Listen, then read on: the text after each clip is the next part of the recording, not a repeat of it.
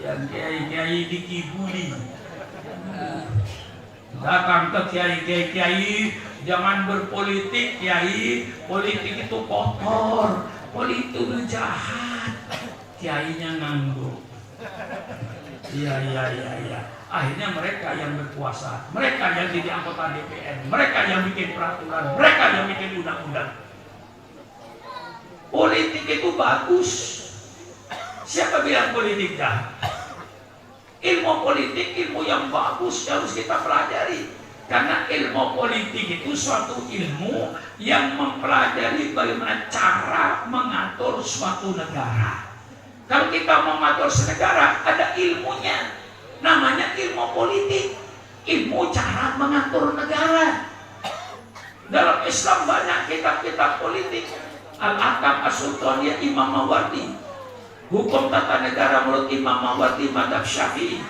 Ada lagi hukum tata negara menurut Imam Buya Madhab Hanafi. Ada lagi buku politik Fiqh Siasah Ibnu Taimiyah. Ada lagi Profesor Dr. Kordowi bikin kitab namanya Fiqh Daulah, Fikih Bernegara. Subhanallah, itu ilmu yang bagus. Ilmu politik, ilmu yang bagus. Yang jahat itu bukan politik. Yang jahat itu pelaku politik. Kira-kira di Sukasari ada nggak orang nyolong sepeda motor? Jangan bilang banyak, saya tersinggung. Ada gitu ya. Di Sukasari ada nggak orang yang nyolong sepeda motor? Ada. Apakah Islam itu nyuruh nyolong? Tidak. Ajaran Islam bagus. Itu orang Islam yang nyolong sepeda motor karena melanggar agamanya. Betul atau tidak? Agamanya melarang. Nanti yang jahat itu diantaranya tidak semua pelaku politik jahat. Polisi itu banyaknya 460.000 polisi se-Indonesia. Kelompoknya Sambo paling 82 yang jahat. Polisi yang bagus masih banyak. Lebih banyak yang bagus. 460.000 polisi.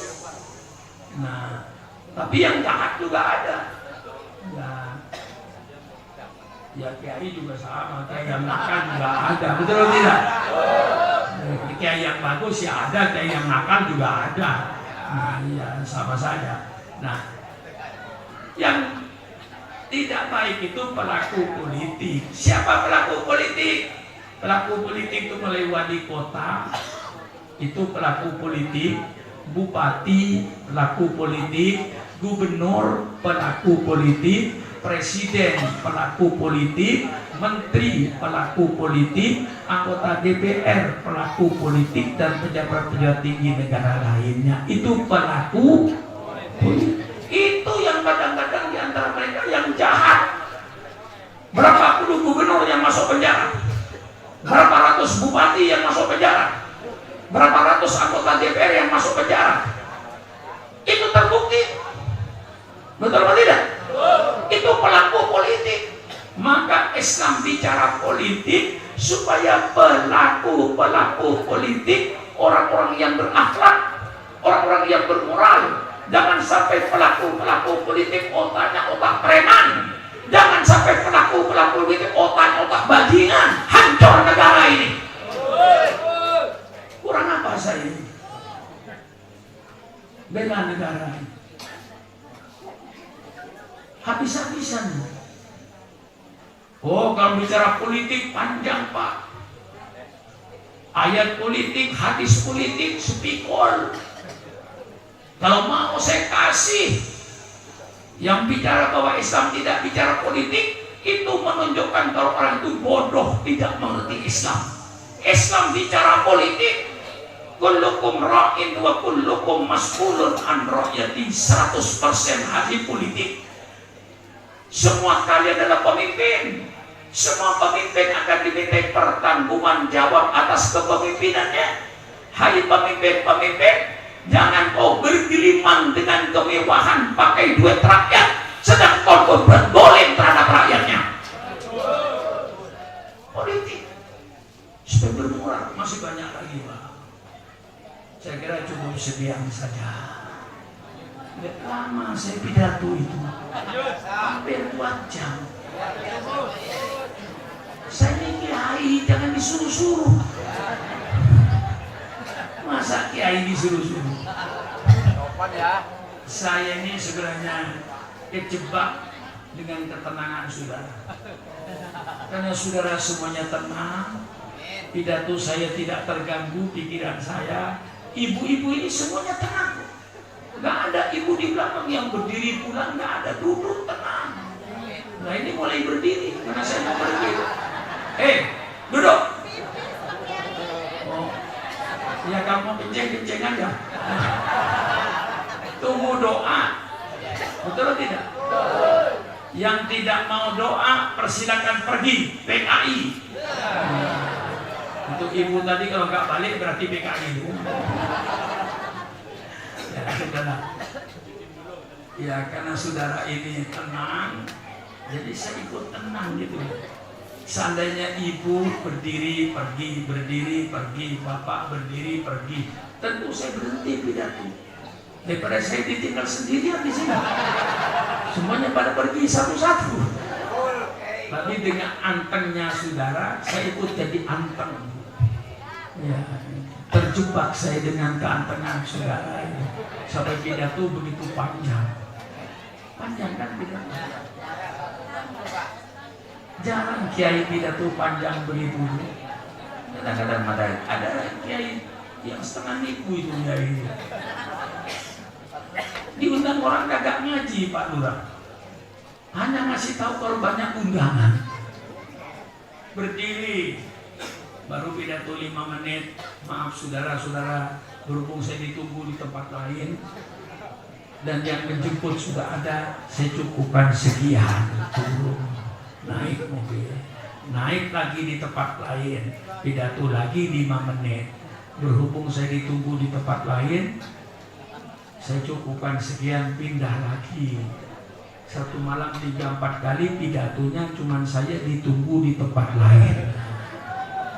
Amplop masuk terus. Itu penipu. Kalau ustaz diundang itu minimal 1 jam lah pidatonya. Setengah jam, 1 jam lah. Jangan cuma berhubung saya ditunggu di tempat lain, naik lagi berhubung lagi. Jadi rakyat itu nantinya ngaji berhubung, nggak dapat ilmu, ya kan? Nah kalau saya insya Allah saudara dapat ilmu kan, bagaimana perjuangan Rasulullah pahitnya, mulai dengan kekerasan, embargo ekonomi, sampai kepada diajak damai, sampai mau dibunuh sehingga Rasulullah hijrah, milih hijrah daripada pertumpahan darah. Nah itu perjuangan Rasulullah, lalu berkorban. Negara Kesatuan Republik Indonesia ini berdiri bukan hadiah cuma-cuma dari Belanda. Negara Kesatuan Republik Indonesia terwujud bukan hadiah dari Jepang, tapi terwujudnya Negara Kesatuan Republik Indonesia atas aliran darah bangsa Indonesia dan cucuran air mata rakyat Indonesia. Berapa banyaknya wanita yang jadi janda, berapa banyaknya anak yang menjadi yatim karena bapaknya gugur di medan perang melawan Belanda dan melawan Jepang. Maka Negara Kesatuan Republik Indonesia negara yang mahal, negara yang dibangun di atas aliran darah dan cucuran air mata bangsa Indonesia. Siapa yang terbesar jasanya dalam mewujudkan Negara Kesatuan Republik Indonesia? Saya tunjukkan secara faktanya. Kalau pemerintah ingin tahu siapa yang paling besar andilnya, yang paling besar sahamnya di dalam mewujudkan Negara Kesatuan Republik Indonesia, persilahkan pemerintah adakan sensus unggulan. Tentu yang saya maksud bukan kuburan umum, sensuslah kuburan Taman Pahlawan ini. Yang saya yakin di seluruh kabupaten, seluruh Indonesia pasti mempunyai Taman Pahlawan. Di Serang ada Taman Pahlawan, di Pandeglang ada Taman Pahlawan, di Rangkas Bitung ada Taman Pahlawan, di Tangerang ada Taman Pahlawan, di Bogor, Sukabumi, seluruh kabupaten se-Indonesia ada Taman Pahlawannya. Kemudian pemerintah sensus Taman Pahlawan itu namanya siapa, agamanya apa, namanya siapa, agamanya apa, namanya siapa, agamanya apa. Saya yakin 99% darahnya umat Islam untuk NKRI ini. Ini jelas 99% darahnya umat Islam untuk NKRI.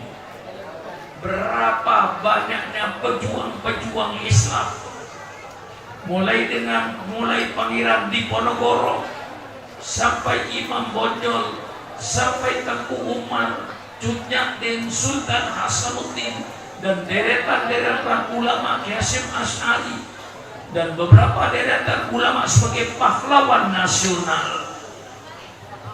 Jelas sahamnya umat Islam terbesar, dan negara kesatuan ini terwujud karena lapang dadanya para ulama.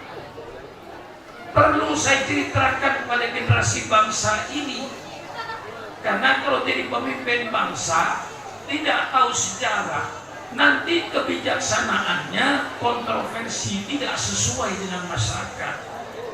Maka pemimpin-pemimpin bangsa ini baca sejarah bahwa umat Islamlah yang terbesar jasanya untuk NKRI.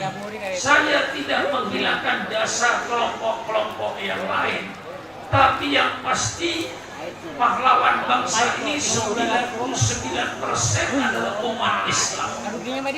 Aduk giginya. Ini sejarah. Amis pahit. Kurang. Ketika Bung Karno mau mewujudkan negara kesatuan ini, masih mencari bentuknya kayak apa negara ini. Saling berdebat, saling membantah. Ketika dibentuk 60 orang, akhirnya Bung Karno membuat 9 orang yang terdiri dari kelompok nasionalis dan kelompok agama. Timbullah perdebatan berminggu-minggu yang akhirnya melahirkan bentuk negara Republik Indonesia berdasarkan ketuhanan dengan kewajiban menjalankan syariat Islam bagi pemeluk-pemeluknya. Yang bukan Islam itu tidak usah. Ini yang disepakati bentuk negara kita ini. Sehingga Bung Karno didesak untuk memproklamirkan kemerdekaan ini pada tanggal 17 Agustus jam 10 pagi. Bung Karno menyatakan kami bangsa Indonesia, menyatakan kemerdekaan Indonesia. Hal-hal yang mengenai pemindahan kekuasaan dan lain-lain akan dilaksanakan dengan cara saksama dan dalam tempo yang sesingkat-singkatnya atas nama bangsa Indonesia Soekarno-Hatta, dengan bentuk negara kesatuan Republik Indonesia yang berdasarkan ketuhanan dengan kewajiban menjalankan syariat Islam bagi pemeluk-pemeluknya. Itu yang disebut Piagam Jakarta. Tapi apa yang terjadi dalam sejarah? Jam 3 sore ada utusan dari Angkatan Laut Jepang menghadap Bung Hatta. Kalau 7 kata ini tidak dicabut, maka Indonesia Timur tidak ikut, sehingga Indonesia akan pecah menjadi 2, Republik Indonesia Barat dan Republik Indonesia Timur. Tanggal 18 Agustus, Bung Hatta mengumpulkan semua tokoh-tokoh nasionalis dan tokoh-tokoh Islam ini, menyampaikan kalau 7 kata ini tidak dibuang, maka Indonesia Timur tidak ikut. Subhanallah. Timbullah perdebatan lagi. Alhamdulillah, para ulama lapang dada. Walaupun keputusan sudah ditandatangani oleh kelompok nasionalis, di kelompok Islam sudah tanda tangan, kelompok Katolik sudah tanda tangan, bahwa Indonesia berdasarkan ketuhanan dengan kewajiban menjalankan syariat Islam bagi pemeluk-pemeluknya, dengan kewajiban menjalankan syariat bagi pemeluknya supaya dicoret. Akhirnya tanggal 18 Agustus berubahlah negara Republik Indonesia berdasarkan ketuhanan yang Maha Esa. Itu tanggal 18-nya. Kalau seandainya tokoh-tokoh Islam baru tidak mau mencabut 7 kata tadi, maka NKRI tidak ada. Nah, ini sejarah. Jadi kalau kiai dicurigai tidak setia NKRI itu orang yang tidak tahu sejarah. Kalau umat Islam dianggap tidak cinta NKRI, itu pemimpin yang tidak tahu sejarah. Kalau tahu sejarah, NKRI terwujud karena lapang dadanya para ulama. Kalau para ulama tidak mau mencabut waktu itu, tetap bertahan karena sudah disetujui dan ditandatangani oleh semua tokoh nasionalis dan tokoh agama, tidak mau merubah, maka NKRI tidak ada. Ini sejarah saudara. Pengorbanan. Kita malam ini memperingati Maulid Nabi karena kita cinta kepada Rasulullah Sallallahu Alaihi Wasallam. Bagaimana kita tidak cinta pada Rasulullah? Mereka bersama sahabatnya yang memperjuangkan Islam. Islam diturunkan oleh Allah kepada Nabi Muhammad. Islam tidak langsung jaya, Islam tidak langsung besar, Islam tidak langsung tersebar. Tersebarnya Islam, jayanya Islam karena diperjuangkan oleh Rasul bersama-sama dengan para sahabat-sahabatnya, dengan segala pengorbanannya. Mereka Rasulullah bersama para sahabat siap untuk berkorban untuk Islam. Bukan hanya berkorban harta, mereka siap berkorban jiwanya. Sehingga para sahabat-sahabat Rasulullah kalau mati di atas tempat tidur, dia bilang sama Rasulullah, ya Rasulullah, mengapa saya mati di atas tempat tidur Rasulullah? Mengapa saya tidak mati di perang Uhud? Mengapa saya tidak mati di perang Badar? Mengapa saya tidak mati di perang Khandaq? Mengapa saya tidak mati di perang Khaybar? Mengapa saya tidak mati di perang Tabuk? Mengapa saya mati di atas tempat tidur? Saya merasa rugi Rasulullah. Ini perasaan para sahabat semacam inilah yang mungkin Islam menjadi besar karena pengorbanan mereka. Ini sejarah kita baca bagaimana pahitnya Rasulullah berdakwah.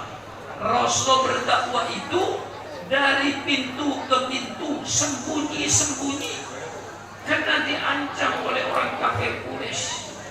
Baru Rasulullah berdakwah secara terang-terangan setelah Allah turunkan firman-Nya, fasda bima tu'mar wa aqrid 'anil jahilin. Saatnya engkau Muhammad untuk berdakwah secara terang-terangan terbuka. Baru Rasulullah berdakwah secara terbuka terang-terangan mengajak bangsa Arab untuk beriman kepada Allah Subhanahu wa taala, pencipta alam semesta.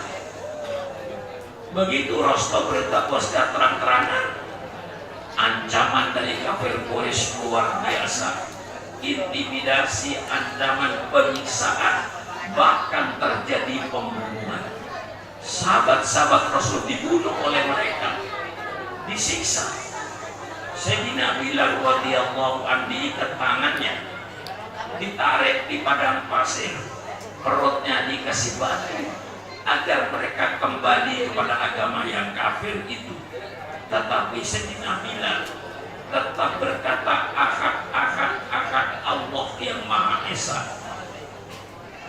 Segala macam bentuk kekerasan, segala macam bentuk ancaman, segala macam bentuk penyiksaan dan pembunuhan tidak mampu untuk memadamkan api Islam.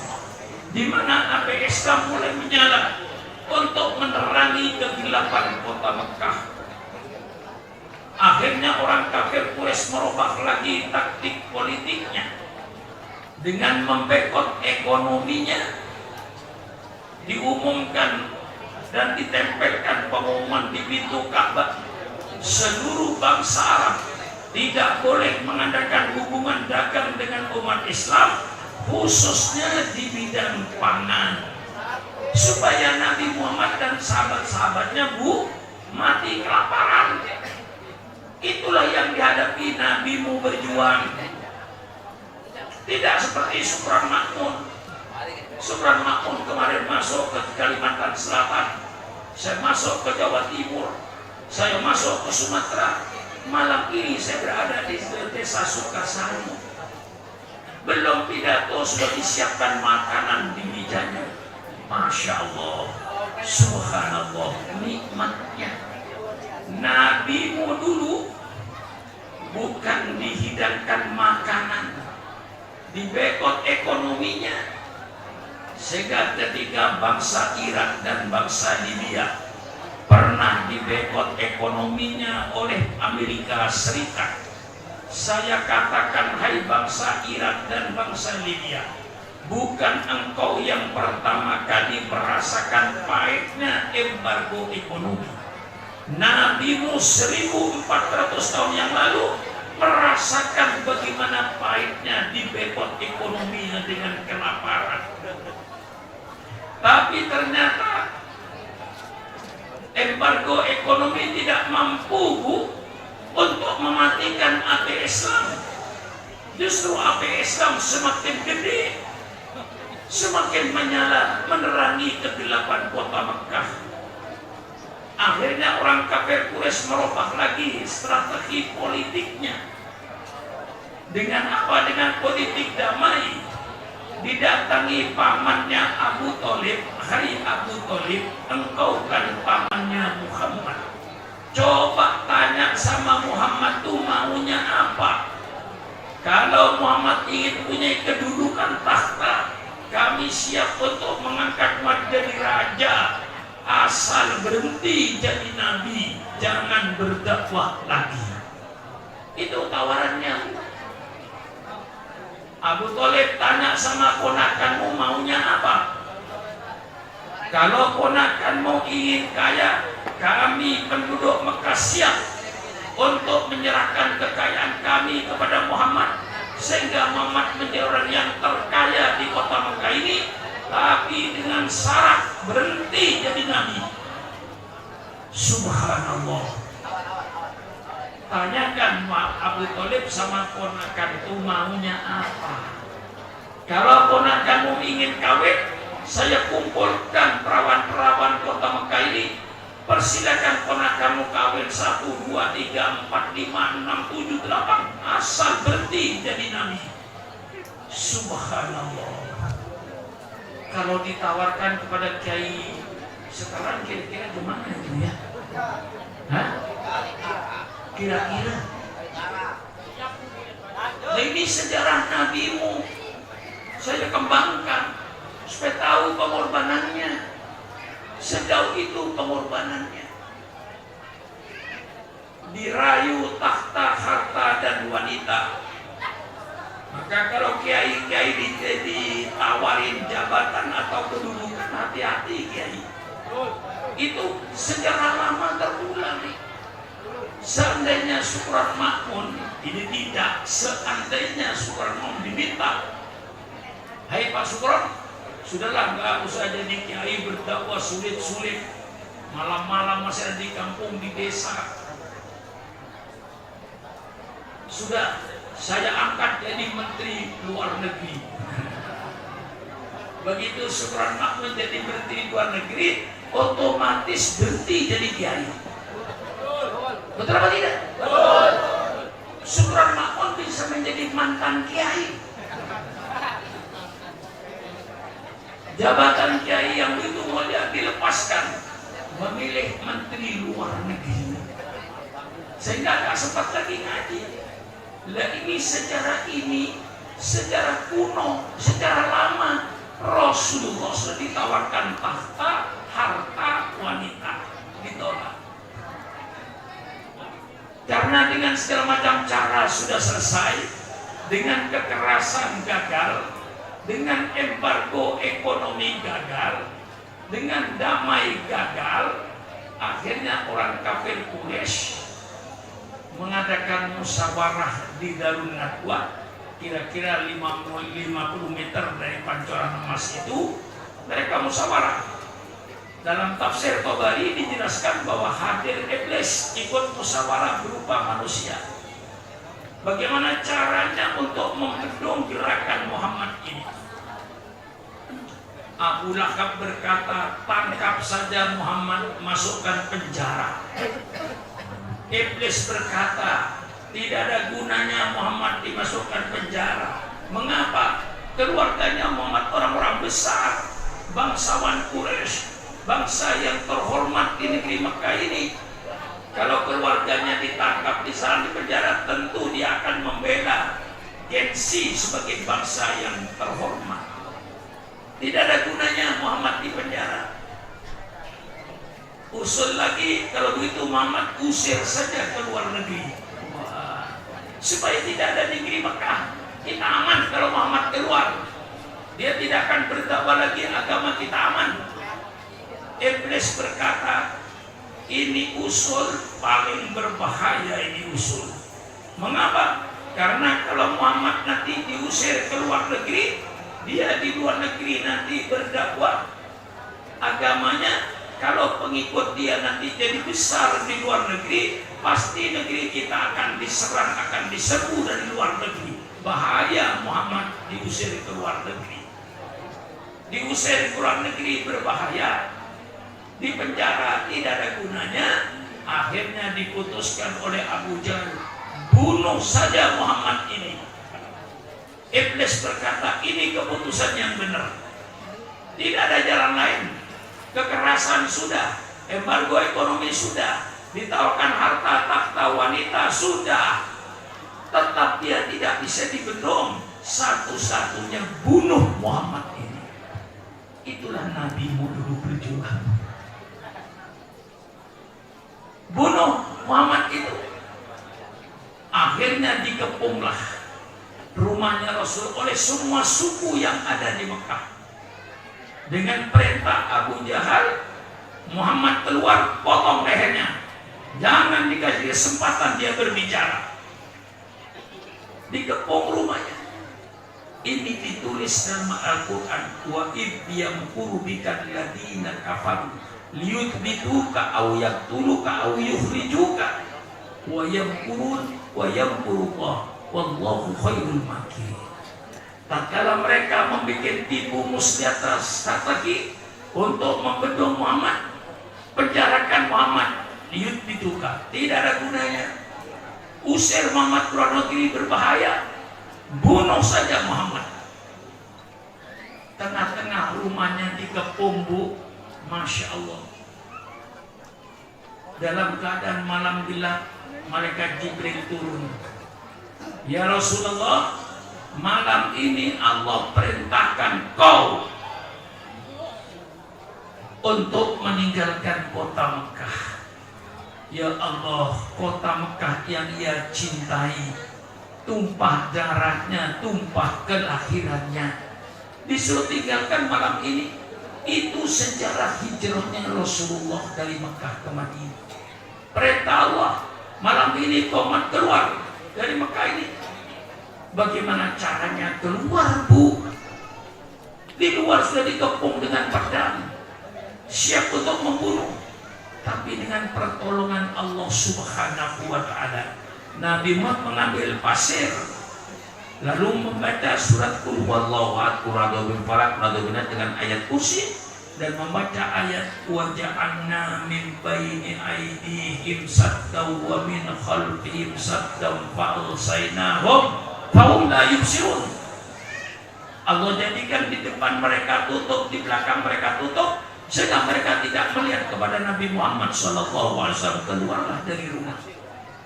Bagaimana ngerinya, Bu? Di gelap malam, diancam mau dibunuh, disuruh keluar dari kota Mekah dalam keadaan malam gelap, langsung ke rumahnya Abu Bakar Siddiq. Ada apa Rasulullah malam-malam? Abu Bakar, Allah perintahkan malam ini saya dan kau untuk meninggal kota Mekah yang kita cintai ini. Apa jawab Abu Bakar? Kalau itu memang sudah perintah Allah ya Rasulullah, mari keluar, mari berangkat ke Madinah.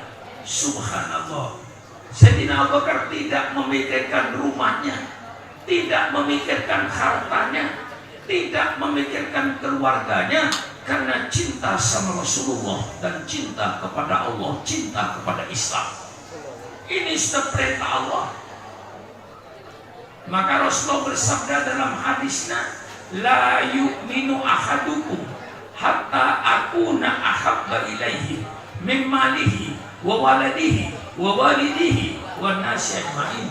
Tidak sempurna iman seseorang, kata Rasulullah, sehingga aku lebih dicintai olehnya daripada hartanya, daripada anaknya, daripada bapaknya, dari seluruh manusia yang ada. Saya tidak melarang ibu mencintai suaminya. Bu,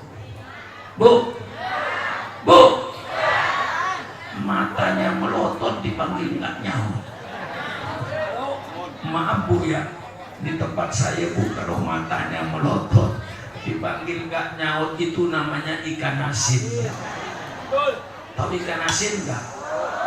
Matanya dipanggil, ibu matanya dipanggil nyaut. Setelah saya teriak 3 kali, Bu, saya tidak melarang ibu cinta sama suaminya. Cinta nggak sama suaminya? Cinta nggak sama suaminya? Yang tidak menjawab mudah-mudahan dicerai. Ya, nggak salah kan saya? Ya, saya tidak cinta. Bu, awas ya. Yang tidak menjawab saya doakan mudah-mudahan suaminya kawin lagi. Bu, cinta nggak sama suaminya? Mudah-mudahan suaminya nggak kawin lagi. Bapak-bapak, cinta nggak sama istrinya? Yang tidak menjawab berarti sudah punya cadangan di luar rumah.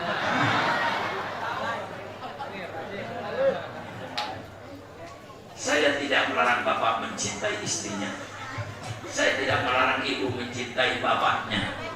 Saya tidak melarang bapak dan mencintai anaknya.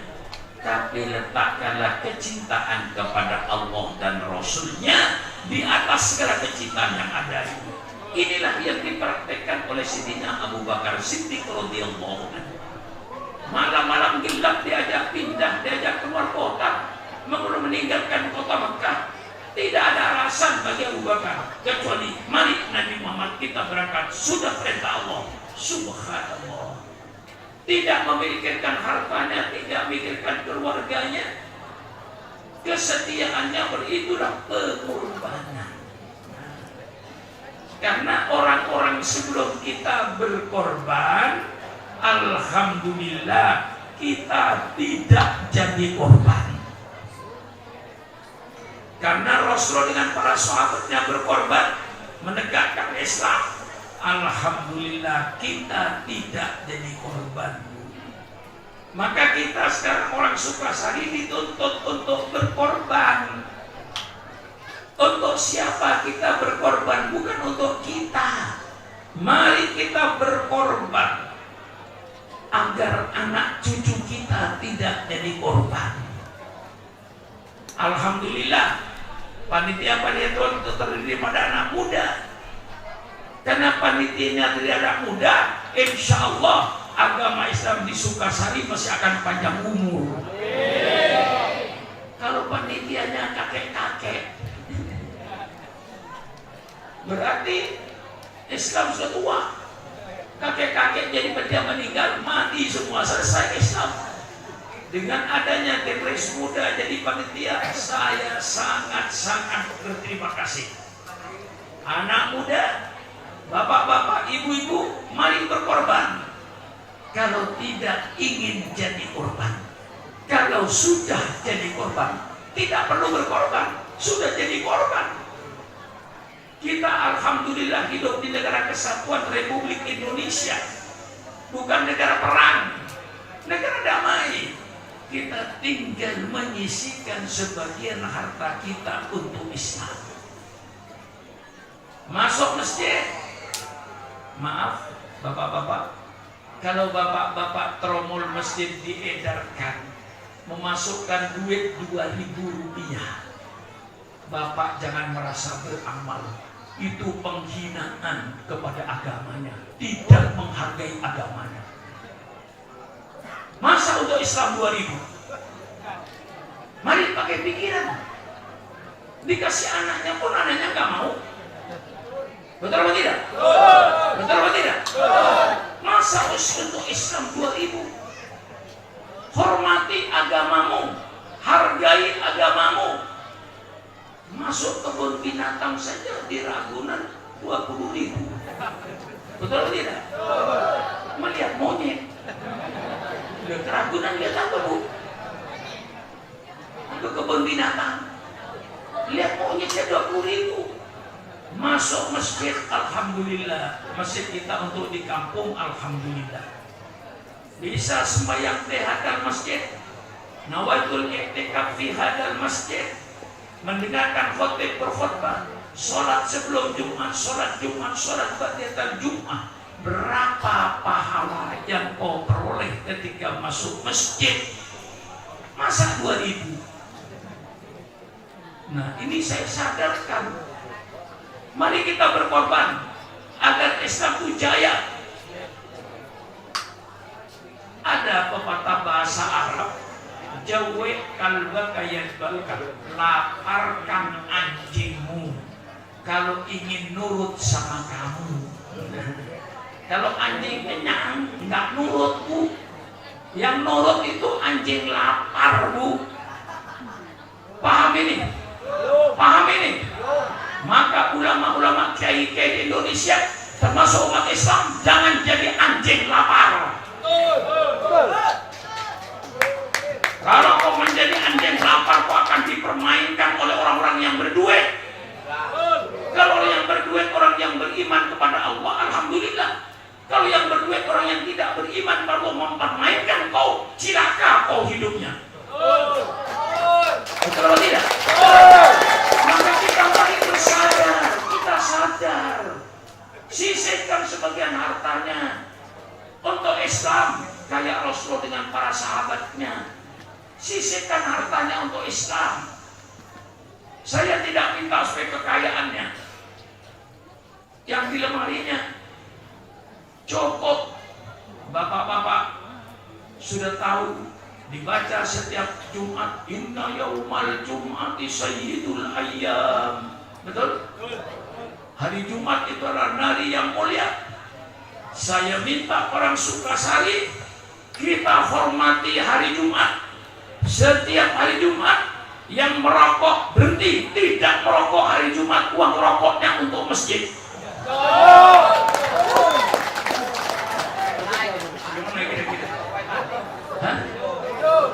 Jaya nggak masjid kira-kira? Jaya. Yang tidak merokok nyiringin. Bu, tidur lagi. Bukan asin. Saya ini suruh pidato, baru suruh membangunkan orang tidur. Bu, saya yakin ibu tiap hari mesti belanja. Ada lebihnya 5.000 letakkan di kotak, lebih 2.000 letakkan di kotak. Jumat pagi lihat, ya Allah, 7 hari ada 35.000. Titipkan sama suaminya, Pak, tolong 20.000 Pak, masukkan di masjid nanti hari Jumat. Yang 15.000 Pak akan saya sumbangkan pada majelis taklim yang ada di kampung ini. Majelis taklimnya bangun, masjidnya bangun, Islam hebat. Kalau kita mau berkorban, sisihkan sebagian hartanya untuk Islam. Saudara dagang sayur di pasar, dapat untung 100.000, 10.000 untuk Islam, 90.000 untuk dirinya. Saudara jadi kuli bangunan, kerja Senin, Selasa, Rabu, Kamis, Jumat, Sabtu 6 hari, dapat bayaran hari Sabtu 900.000, 150.000 satu hari. Sisihkan 50.000 untuk Islam. Saudara jadi dokter misalnya, praktek mulai Senin, Selasa, Rabu, Kamis, Jumat, Sabtu, prakteknya hari Sabtu untuk Islam. Kalau semuanya untuk Islam sebagian hartanya, Islam akan jaya, Islam akan hebat. Maka orang Sukasari berkorbanlah kalau tidak ingin jadi korban. Kalau sudah jadi korban, tidak perlu berkorban. Orang sebelum kita sudah berkorban, alhamdulillah kita tidak jadi korban. Kita hidup dalam negara merdeka sekarang ini karena pengorbanan orang sebelum kita. Maaf, termasuk saya yang jadi RT, ketua RT, ketua RW, Pak Lurah, Pak Camat, Pak Bupati, Pak Wali Kota, Pak Gubernur, Pak Presiden, Pak Menteri, Pak DPR, pejabat-pejabat tinggi negara. Ini semuanya orang yang tidak berjasa dalam NKRI. Kita cuma pemakan jasa. Ini saya ungkapkan. Pak Presiden sendiri lahir tahun 1961. Sudah ada negara. Kita semua termasuk Supran Makmun, termasuk ketua RT, ketua RW, termasuk Pak Lurah, Pak Bupati, Pak Gubernur. Ini semuanya pemakan jasa, bukan orang yang berjasa dalam kemerdekaan ini, orang yang makan jasa. Jangan hanya pandai makan jasa, tapi mari kita berjasa. Orang yang hanya pandai makan jasa tapi tidak mau berjasa, itulah orang-orang hanya pandai berjoget di atas kuburan orang lain.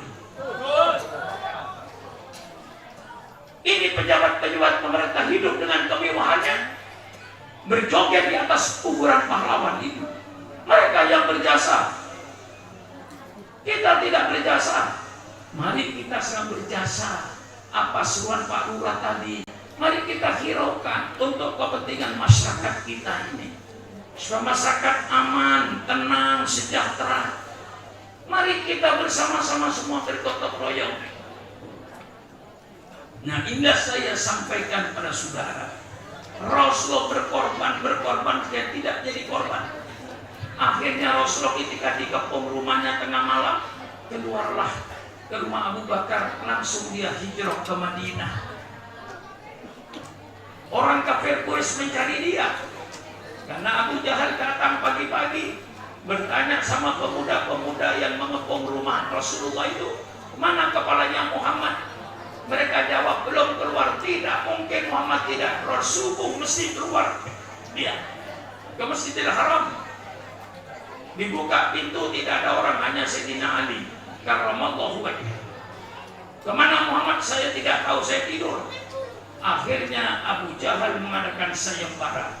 Barang siapa yang mendapatkan Muhammad hidup atau mati, 300 unta. Subhanallah. Di Sukasari ini Bu, 100 unta itu Bu, 1 unta sama dengan 3 kerbau. 300 unta, 900 kerbau. Semuanya berlomba mencari Bu. Ada di padang pasir, karena pasir mudah kelihatan. Ini ada 4 kaki, mesti Abu Bakar dan Umar. Ditelusuri, Allah yang membuat tipu muslihat kepada mereka. Allah yang menjawab tipu muslihat mereka. Dan Allah sebaik-baik yang menjawab tipuan mereka. Allah perintahkan labah-labah membuat sarang yang rapi, yang menutupi lubang gua itu. Merpati bertelur, sehingga mereka berkata, tidak ada orang, tidak ada orang, tidak ada orang. Seandainya ada orang, pasti sarang laba-laba itu robek. Nyatanya tidak robek, tidak ada orang. Balik mereka. Abu Bakar berkata, ya Rasulullah, seandainya mereka lihat pada kakinya sendiri di bawah, pasti melihat kita. Tapi oleh Allah dijadikan tidak melihat ke bawah, hanya melihat tutupnya. Berteriak, tidak ada orang. Barulah Rasulullah berangkat ke Madinah. Sampailah di Madinah, terbentuklah suatu negara Madinah. Negara yang pluralistik. Penduduknya ada Yahudi, ada Nasrani, ada penyembah berhala, ada Islam. Dengan yang bermacam-macam agama ini mereka membentuk satu negara. Lalu bentuk satu perjanjian namanya Piagam Madinah untuk menyatukan bangsa-bangsa yang berbeda-beda itu. Dan berhasil. Nah, dijual Rasulullah SAW sebagai Nabi terakhir. Nabi yang menyempurnakan. Nabi Muhammad tidak membawa agama baru. Nabi Muhammad tidak membawa agama baru. Nabi Muhammad menyempurnakan agama yang sudah dibangun oleh nabi-nabi sebelumnya. Allah hanya menurunkan satu agama yang bernama agama Islam.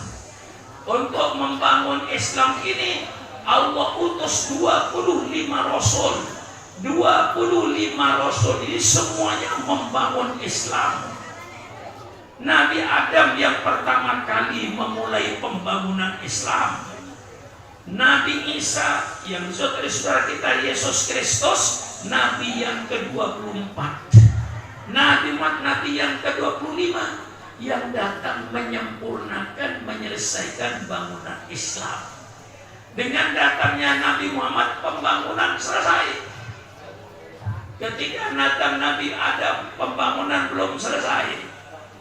Nabi Adam mengajak umatnya supaya beriman kepada Allah pencipta alam semesta.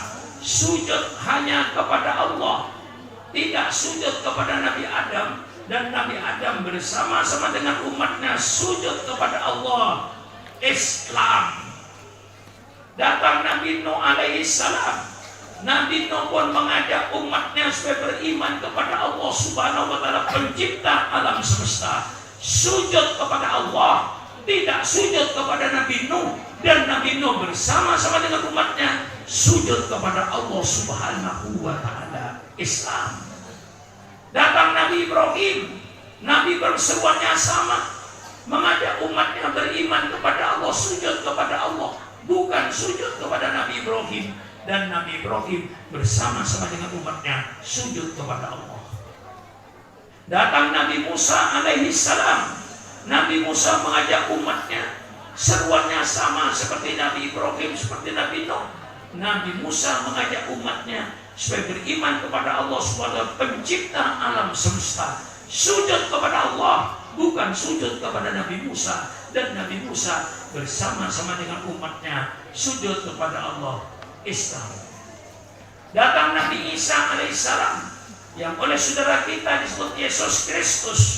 Dalam Al-Quran seruan Nabi Isa sama dengan seruan Nabi Musa, sama dengan seruan Nabi Ibrahim.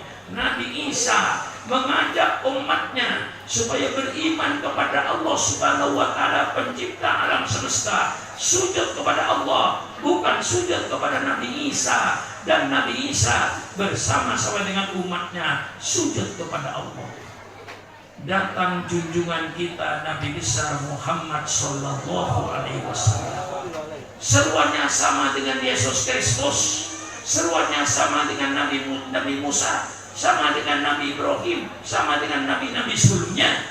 Nabi Muhammad mengajak umatnya beriman kepada Allah Subhanahu wa taala pencipta alam semesta, sujud kepada Allah, bukan sujud kepada Nabi Muhammad, dan Nabi Muhammad bersama dengan umatnya sujud kepada Allah. Inilah agama Islam. Apa bedanya Pak Syukuran? Gak ada.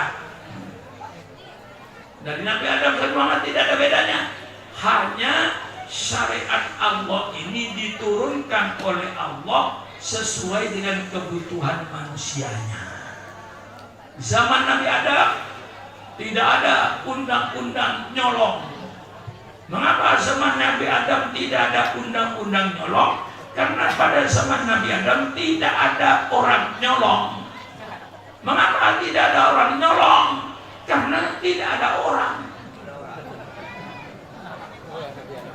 Ya, betul kan?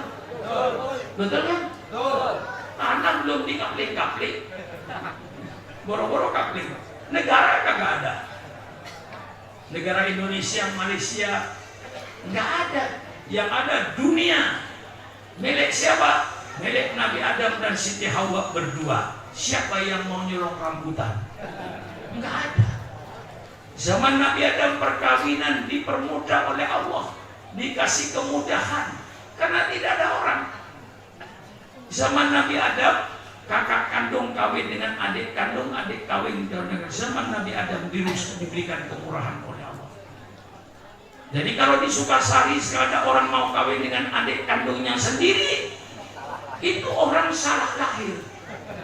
Mestinya lahirnya zaman Adam boleh.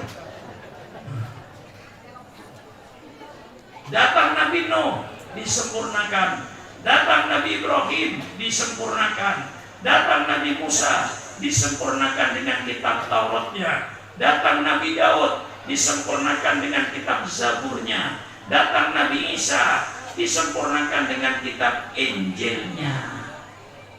Kita umat Islam percaya bahwa Allah menurunkan beberapa kitab suci, kitab suci Taurat, kitab suci Injil, kitab suci Zabur.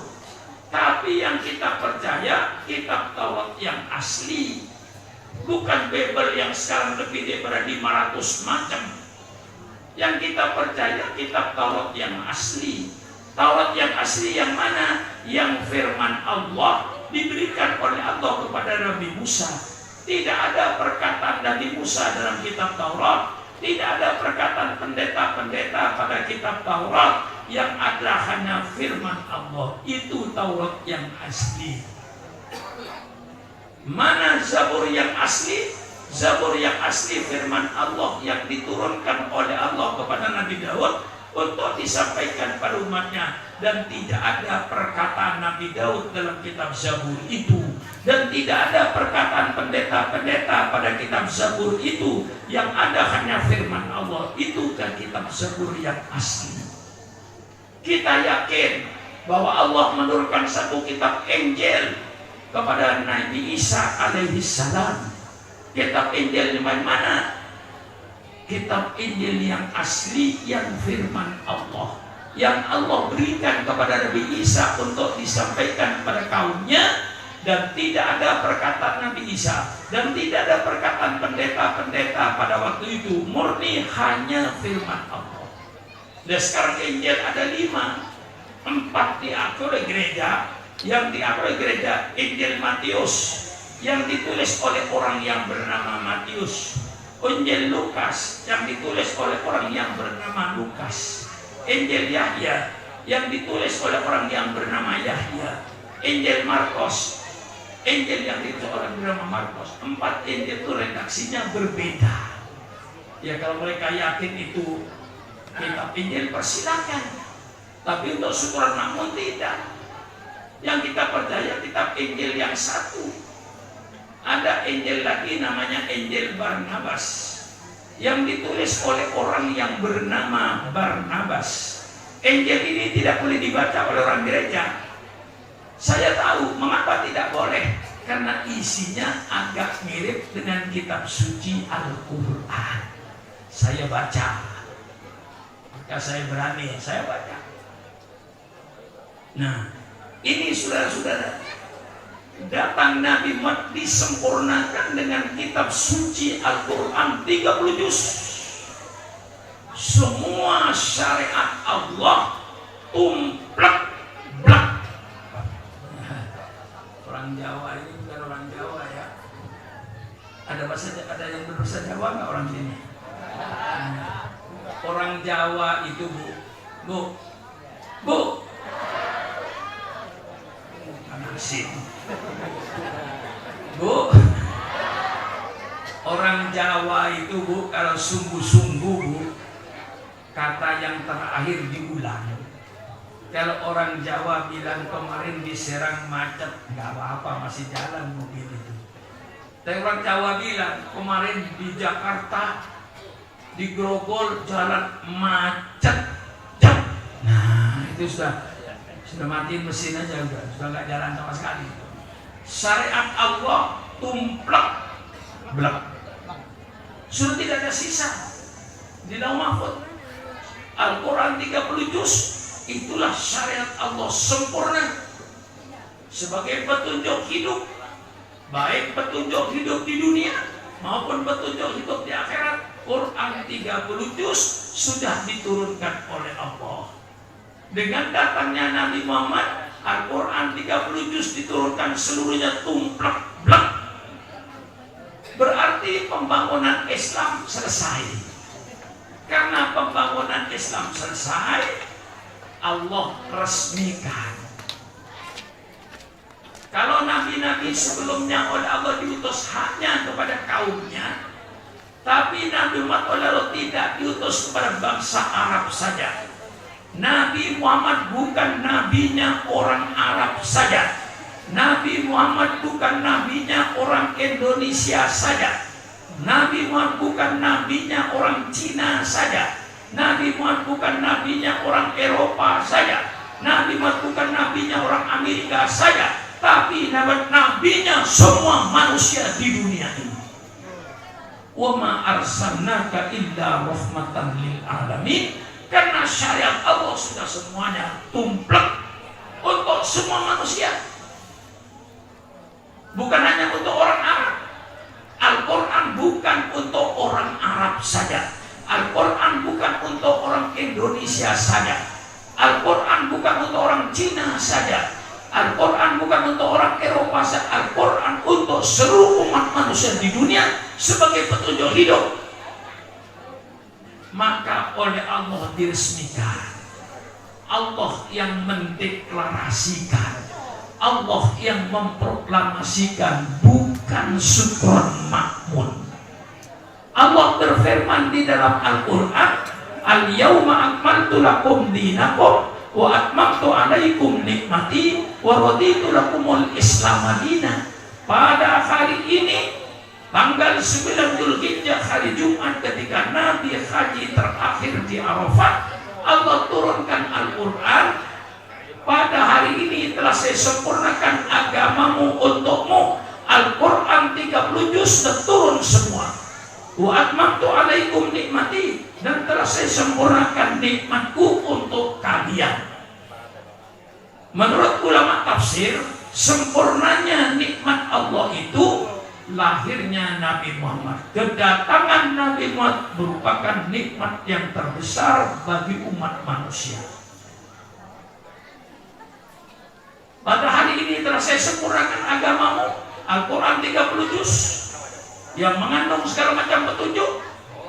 Kemudian nikmatku sudah saya sempurnakan dengan datangnya Nabi Muhammad yang akan menjelaskan Al-Quran.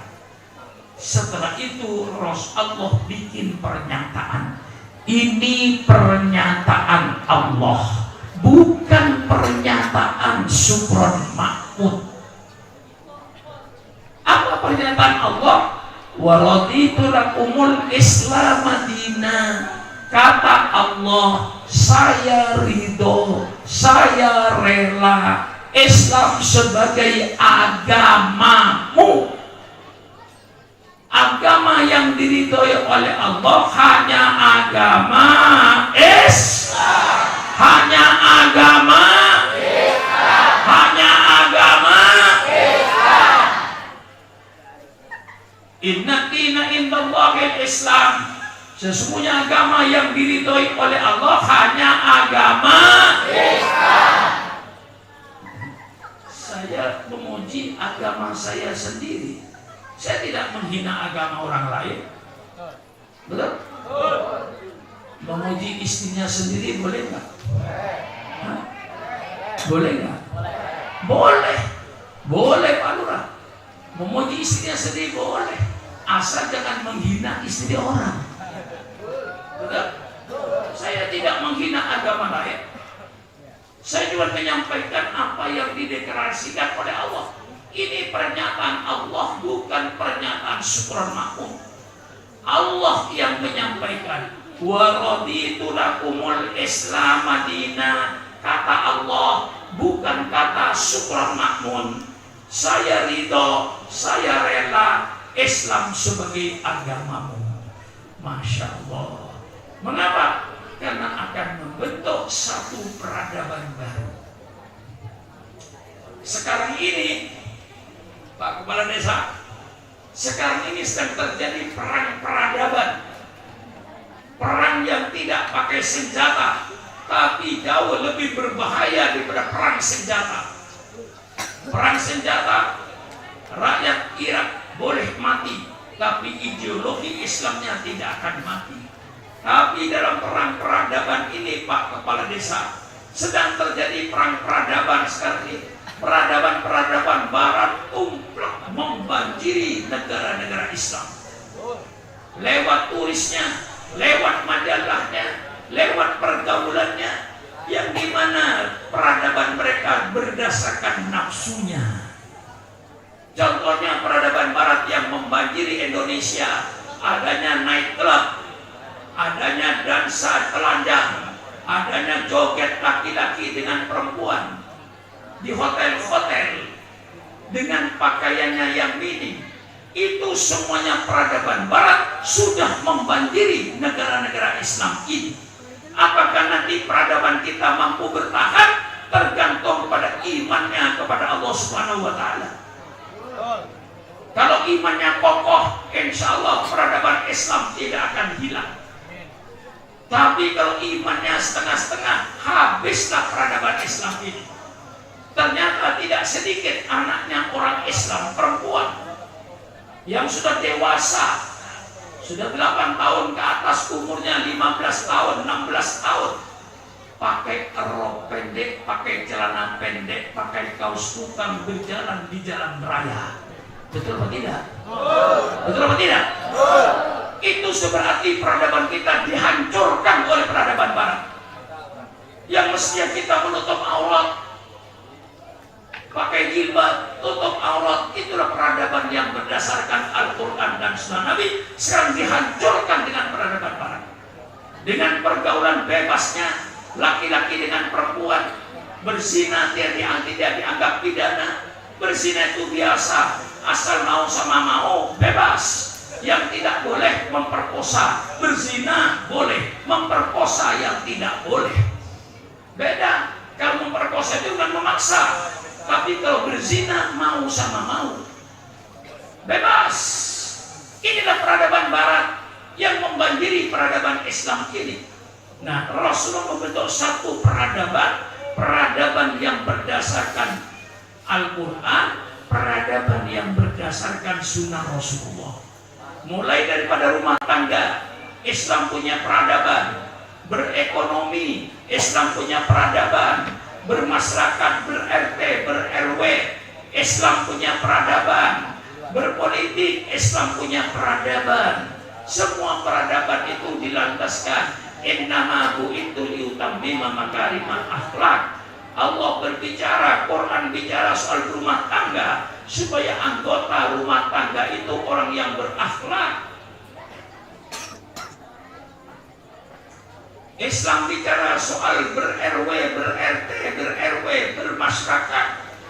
Mengapa Islam berbicara soal ber-RT, ber-RW? Supaya anggota RW dan anggota RT yang ada di masyarakat itu orang-orang yang bermoral, orang-orang yang berakhlak. Jangan sampai di kampung kita ini ada manusia-manusia yang berakhlak preman, bajingan, pembunuh. Ini jelas Islam ini. Islam bicara soal ekonomi, supaya pelaku ekonomi ini orang yang berakhlak. Islam bicara soal politik. Ini semua Islam mempunyai satu peradaban. Peradaban yang berdasarkan wahyu ilahi. Peradaban yang berdasarkan sunnah Rasulullah. Laki-laki mencintai perempuan, perempuan mencintai laki-laki. Ini kudrat iradat Allah. Masa Allah yang menciptakan laki-laki senang dengan perempuan, perempuan senang laki-laki, lalu Allah lalu dilarang bergaul bebas? Tidak masuk di akal. Islam tidak melarang pergaulan bebas. Islam mengatur cara pergaulan bebas yang diridhoi oleh Allah Subhanahu wa taala melalui undang-undang perkawinan. Seorang cewek mencintai cowok, seorang cowok mencintai cewek, persilakan. Tapi dengan peradaban Islam, minta sama orang tuanya, lamar kepada orang tuanya. Oleh orang tuanya disetujui, adakan akad nikah secara Islam.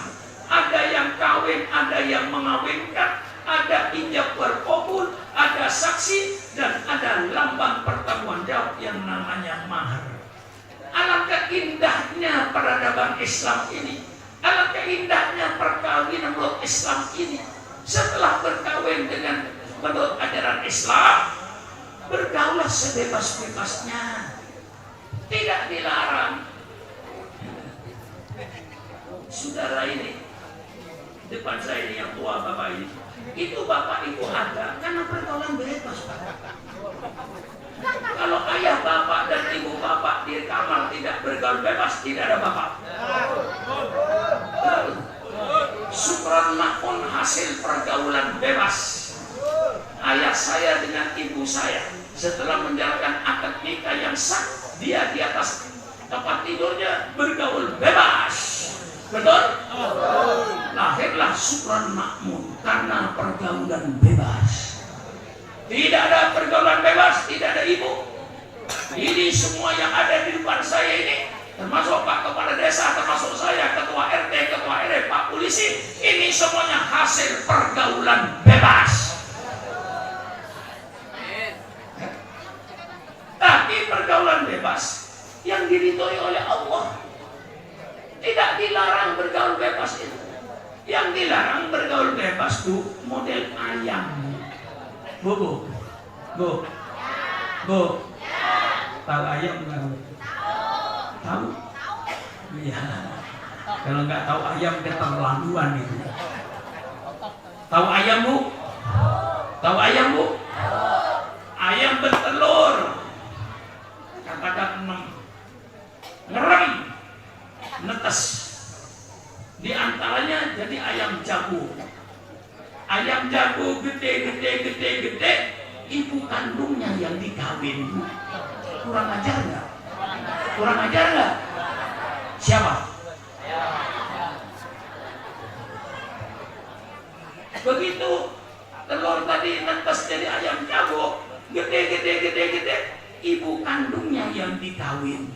Kurang ajar nggak? Siapa? Mau jadi ayam? Ini yang dilarang oleh Allah. Pergaulan bebas yang kayak ayam tanpa akad nikah.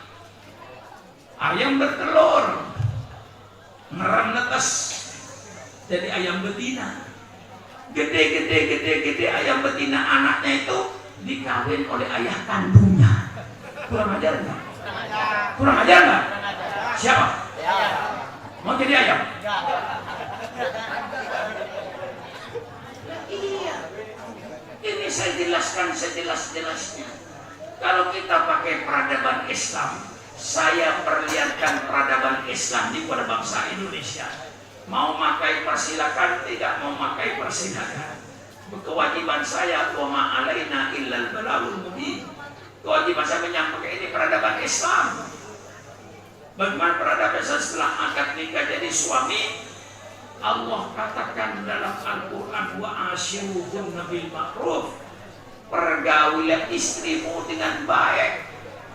Jangan memperistrinya dengan kata-kata kasar. Jangan suami berkata kasar menyinggung perasaan istrinya. pergaulan istrinya dengan lemah lembut, dengan sopan santun, dengan akhlakul karimah. Betul apa tidak? Apa yang betul? Ya gampang Bu menjawabnya. Betul, betul. Apa yang betul? Yang tadi gitu. Betul? Apa yang betul? Yang tadi apa? Jangan kayak maka disuruh. Apa rahasianya? Bapak-bapak, apa rahasianya? Kok Allah menyuruh suami memperlakukan istrinya dengan baik, dengan lemah lembut? Apa? Setelah bapak dengan ibunya akad nikah, bapak tidur bebas di atas tempat tidur, betul atau tidak? Setelah bapak tidur dengan istrinya bebas, bagi laki-laki selesai urusan. Tapi bagi perempuan 9 bulan dia harus menanggung akibat perbuatan bapak.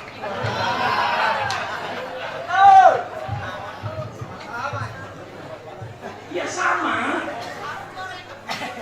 Tapi bedanya bapak sudah tidur 1 jam selesai sudah.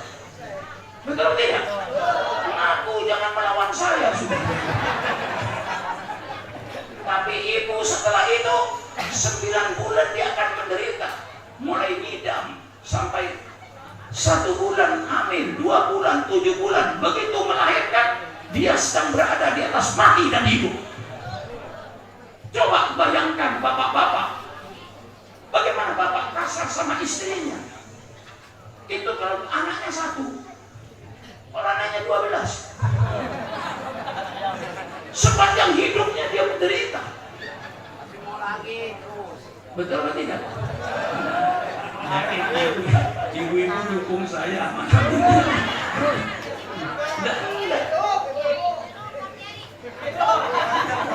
Ya memang saya hidup, kalau mati nggak ada di sini. Saya ini cuma membongkar mengapa Allah setelah akad nikah lalu Allah katakan wa ashiruhunna bil ma'ruf. Pergaulan istrimu itu dengan baik, dengan lemah lembut. Maka kalau di Malaysia Bu, dulu orang tempat bersalin itu Bu, ditulisnya apa? Rumah korban laki-laki.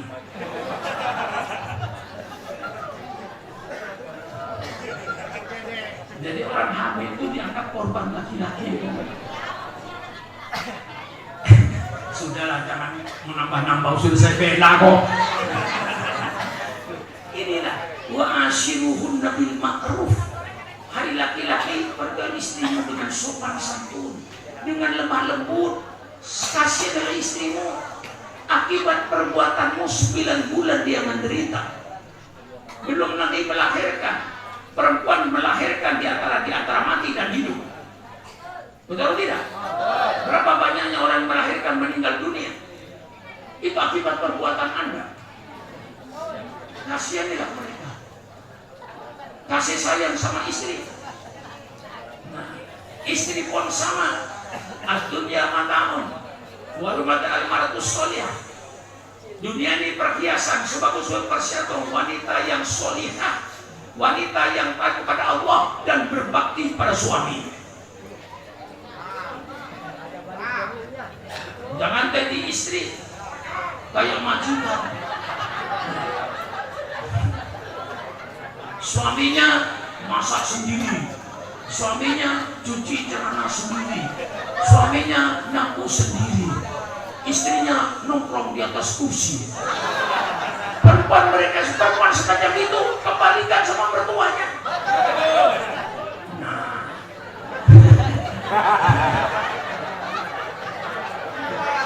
saya seperti pidato adil, betul tidak? Perempuan berbakti sama suaminya, Bu. Bu, pasang kupingnya. Perempuan berbakti sama suami. Suami pun tahu diri. Jangan menganggap istrinya pembantu rumah tangga. Contohnya mau mandi. Kalau bapak mau mandi, siapkan. Jangan teriak dari kamar mandi. Teriak, "Bu, apa Pak? Sabun." Istrinya bawa sabun. Sudah bawa sabun, jerit lagi. "Bapak, Bu, apa Pak? Andok." Lari lagi. Teriak lagi, "Bu, apa Pak? Sandal." Dan itu namanya laki-laki yang nggak tahu diri.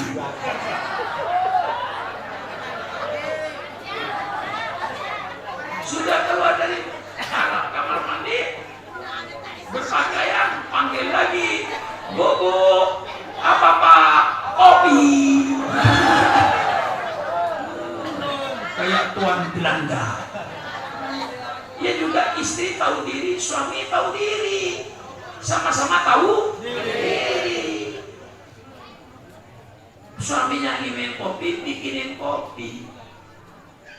Alhamdulillah Bu, saya kalau bisa kerjakan saya nggak nyuruh istri saya Bu. Saya bikin kopi, bikin aja kopi sendiri. Menggilasnya saya tahu kok. Tempat gulanya juga tahu. Mengapa saya harus nyuruh istri saya? Enggak usah. Saya bikin jamu, bikin aja sendiri. Enggak usah panggil istri, "Bu, bikinkan jamu." Wah, saling pengertian. Ini peradaban Islam. Kalau peradaban Islam dilaksanakan, tidak ada kekerasan rumah tangga.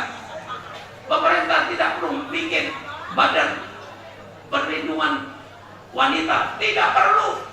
Wanita terlindung dalam peradaban Islam. Tidak ada wanita yang tidak terlindung dalam peradaban Islam. Ini peradaban Islam. Maka orang Sukasari, Islamkan rumah tanggamu. Islamkan WC-mu. Mungkin kamu sudah Islam tapi WC-nya belum. Masuk WC pakai peradaban Islam. Sebelum masuk berdoa, "Allahumma inni a'udzubika minal khubuthi wal khaba'is." Masuk WC dengan kaki kiri.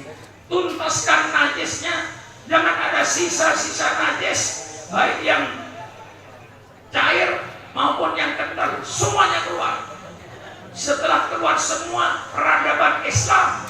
Sucikan najis itu.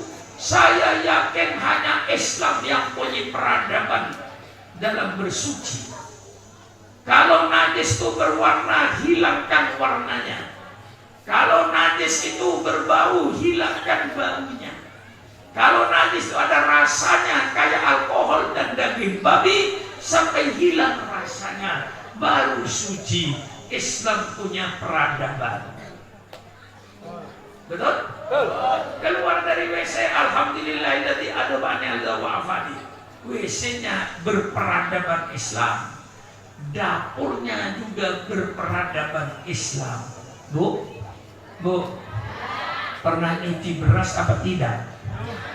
Pernah, sering. Itu bahasa Indonesianya nggak lulus ke SD.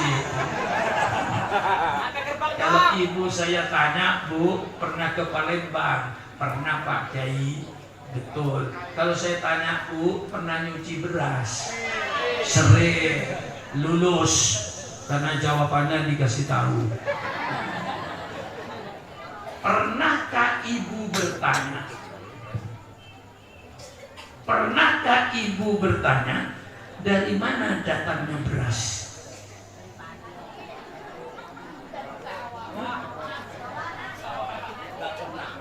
Dari mana datangnya beras? Halal apa haram? Kalau tidak bertanya pada beras yang mau dimakan, saudara belum berperadaban Islam. Yang berperadaban Islam, dari mana datangnya beras ini? Dari korupsi, ngerampok duit rakyat. Dari sogok menyogok, haram. Korupsi, haram. Ngurangi timbangan, haram. Rentenir, bunga, uang, haram. Nipu orang, haram. Kalau bangsa Indonesia, semua bangsa Indonesia tidak mau makan barang yang haram, insya Allah korupsi berakhir, sogok menyogok berakhir.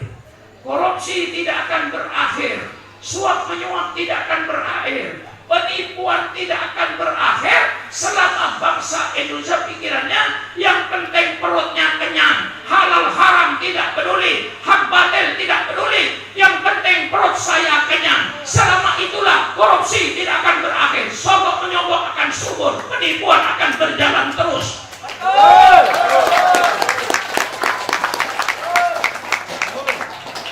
Bagaimana? Jelas pidato saya ini.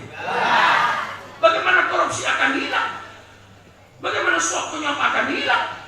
Kalau bangsa Indonesia tidak berpikir halal haram, yang penting perut saya kenyang, halal tidak peduli, haram tidak peduli, yang penting saya kenyang, yang penting saya punya mobil mewah, yang penting saya hidup mewah. Soal halal haram tidak perlu, yang penting saya mewah, yang penting perut saya kenyang. Selama pikiran bangsa Indonesia seperti ini, jangan diharapkan korupsi akan berakhir, jangan diharapkan sogok menyogok akan berakhir, jangan diharapkan penipuan akan berakhir, akan tumbuh terus subur di Indonesia.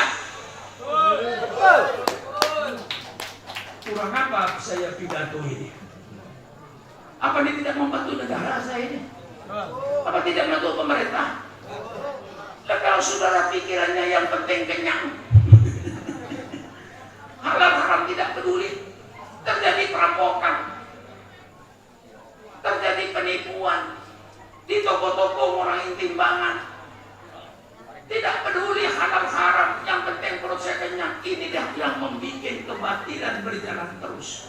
Kalau seandainya semua bangsa Indonesia dari Sabang sampai Merauke memakai peradaban Islam dalam rezekinya, insya Allah Indonesia akan aman. Betul atau tidak? Korupsi tidak akan ada. Bagaimana akan ada? Dia tidak mau makan barang haram. Korupsi barang haram. Kalau dia mau makan barang halal, sogok menyogok tidak ada lagi, perampokan tidak ada lagi, penipuan tidak ada lagi. Mengapa penipuan, perampokan, sogok menyogok, suap menyuap, korupsi di kantor semakin subur?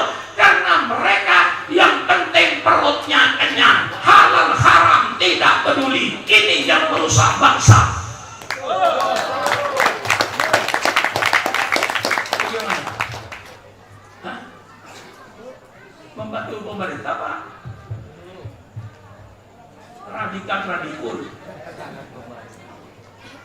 Ini saya tentang ini dapur berperadaban, makan berperadaban Islam, Bu. Nanti kalau mau makan ingat saya, Bu ya. Ingat aja, Bu, nggak usah ngantar ke rumah kejauhan. Ya. Ingatnya begini, Bu. Kalau bapak dengan ibu mau makan, siapa yang ingat duluan? Kalau ibunya yang ingat duluan, bilang, Pak, apa Bu? Alhamdulillah Pak, masih mau makan. Kemudian bapaknya melihat nasi ada, ikan asin yang matanya melotot ada, yang dipanggil gagak nyaut. Ya. Ikan ada, nasi ada, bapaknya bilang, Alhamdulillah Bu, yang dimakan ada. Berapa banyaknya orang yang mau makan, yang dimakan tidak ada. Pengungsi perang, pengungsi bencana alam, dia mau makan, yang dimakan tidak ada. Mau makan apa? Sekarang saudara keliling rumah sakit Serang, Pandeglang, Tangerang, ribuan manusia malam ini Bu tidak mau makan. Betul atau tidak? Betul atau tidak? Ribuan manusia nggak mau makan. Yang dimakan cukup, telur ada, buah ada, susu ada, tapi nggak mau minum, nggak mau makan. Orang sakit. Maka kadang-kadang kita ini curang juga, Bu. Mau nawarkan makanan yang enak-enak itu nunggu sakitnya. Kalau tidak sakit gak pernah ditawarin yang enak-enak. Betul atau tidak? Begitu sakit baru ditawarin roti, ditawarin ini yang enak-enak. Jadi kadang-kadang kita nawarin pada keluarga kita makanan enak itu nunggu sakitnya. kadang-kadang. Nah, ada orang yang mau makan, yang dimakan tidak ada. Ada orang yang tidak mau, yang mau makan, yang dimakan tidak ada. Ada yang dimakan ada, tidak mau makan. Masya Allah. Alhamdulillah masih mau. Alhamdulillah yang dimakan peradaban Islam. Baru bismillahirrahmanirrahim. Allahumma barik Nabi Muhammad. Ini peradaban Islam. Sampai di kamar tidur pun ada peradaban Islam. Kalau bapak mau naik, jangan sembarangan naik, Pak. Ada bismillahnya, cuma tidak keburu. Betul apa tidak? Bu, yang muda-muda, kalau nanti suaminya mau naik, ingat saya. Ingat nasihat saya. Tanyakan sama suaminya yang mau naik, Pak, sudah baca bismillah belum, Pak? Belum, Bu. Turun.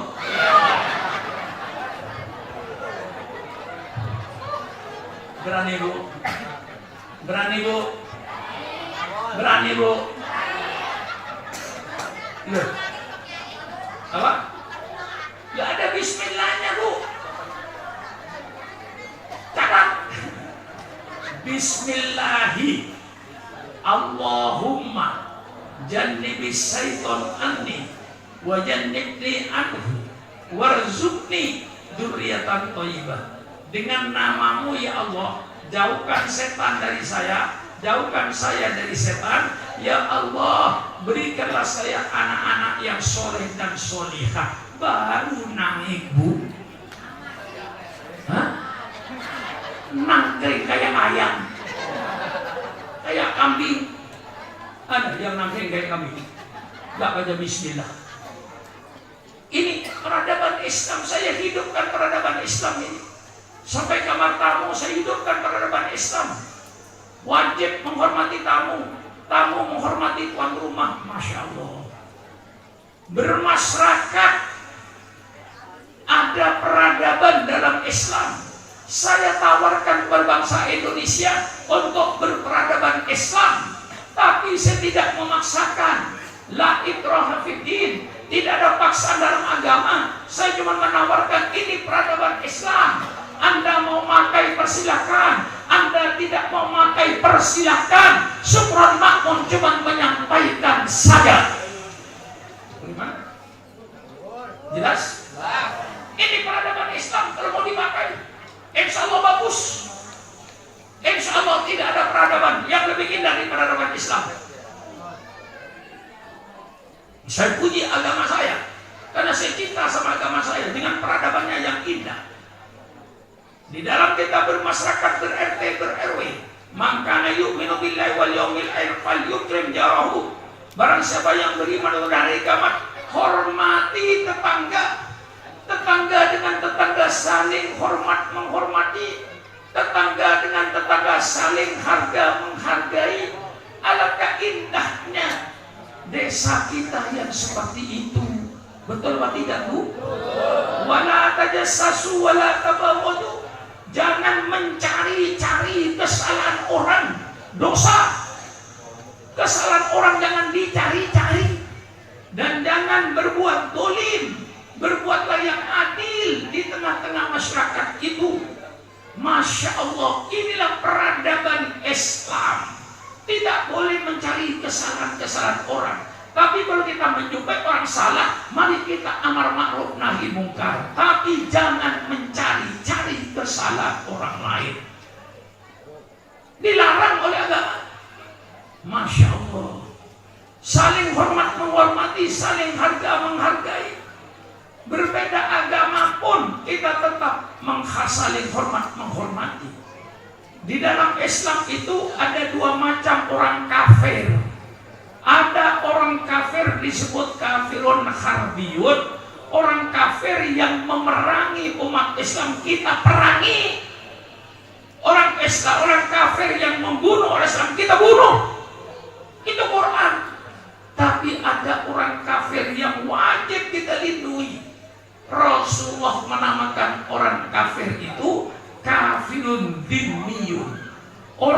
non-muslim yang wajib kita lindungi. Siapa itu? Orang non-muslim yang hidup damai dengan orang Islam, hidup rukun dengan orang Islam, tidak pernah menyakiti orang Islam, hidup damai dan rukun dengan umat Islam. Orang kafir semacam itu kita wajib melindungi jiwanya, kita wajib melindungi hartanya, kita wajib melindungi kehormatannya. Ini hukum Islam. Subhanallah. Apakah ada toleransi yang lebih Islam? Insya Allah tidak ada. Hanya Islam yang mempunyai toleransi. Habis-habisan saya ini menjerit, Pak. Seluruh Indonesia. Kemarin saya di Kalimantan Selatan, minggu awal saya di Jawa Timur, di Jawa Barat, di Jawa Tengah. Baru kemarin lusa saya datang dari Banjarmasin. Ada 3 masjid di situ saya peringatan Maulid. Jerit-jerit saya menjelaskan Islam ini. Orang non-muslim yang hidup damai dan rukun dengan Islam, orang Islam wajib melindungi orang non-muslim itu. Lindungi jiwanya, lindungi hartanya, lindungi kehormatannya. Waman ada dindian faqad adani. Barang siapa, kata Rasulullah, yang menyakiti orang-orang non-muslim yang mereka hidup rukun dan damai dengan Islam, berarti kau telah menyakiti saya, kata Rasulullah. Waman ada dindian fa ana husmu. Idza ma kuntu hasnau fasamtu yaumil qiyamah. Barang siapa yang menyakiti orang-orang non-muslim yang mereka hidup dengan orang Islam, hidup damai dan rukun, kau sakiti, sayalah musuhnya, kata Rasulullah. Kalau saya musuhnya, nanti saya musuhi dia pada hari kiamat. Subhanallah. Apa ada toleransi yang lebih dari ini? Insya Allah tidak ada. Quran menyatakan, la tasubul ladina yad'una min dunillah fayasubullah adwan bighairi ilmin. Hai orang-orang yang beriman, engkau jangan menghina orang-orang yang menyembah kepada selain Allah. Nanti mereka akan menghina Allah, akan timbul permusuhan di antara kalian. Saling hormat menghormati antar umat beragama, saling harga menghargai antar umat beragama, saling hidup damai dan rukun antar umat beragama. Tapi bukan berarti membenarkan semua agama. Membenarkan semua agama kafir, murtad menurut Islam. Betul. Saya kan wajib menjaga akidah saudara. Hah? Wajib saya menjaga saudara, supaya saya jaga akidahnya. Ini Islam. Dalam berekonomi, Masya Allah, baca kitab Fathul Qorib, baca kitab Fathul Mu'in, Babul Bait, dan seterusnya. Bagaimana kita jual beli, bagaimana kita menanamkan modal, bagaimana kita bikin koperasi, bagaimana kita memindahkan hutang, bagaimana kita memesan barang. Seluruhnya terpelihara dalam ajaran Islam. Yang sekarang ada pemesanan barang online. Boleh apa tidak? Boleh. Dengan syarat, kalau sudah pesan barang online melalui HP saudara, jangan bayar sebelum barang diterima di rumah. Ini namanya perlindungan konsumen. Kalau saudara bayar duluan, transfer dulu duitnya, mungkin tidak dikirim barangnya. Kalau dikirim belum tentu sesuai dengan pesanan. Maka online persilakan, pesan melalui HP persilakan. Tapi saya ingatkan, jangan bayar sebelum barang diterima di rumah. Begitu barang diterima di rumah cocok dengan pesanan, baru bayar. Tidak ada penipuan dalam ekonomi. Inilah peradaban Islam. Dalam jual beli, syarat rukunnya jual beli untuk tidak terjadi penipuan. Inilah ajaran Islam. Inilah peradaban Islam. Yang terakhir, peradaban Islam di bidang politik.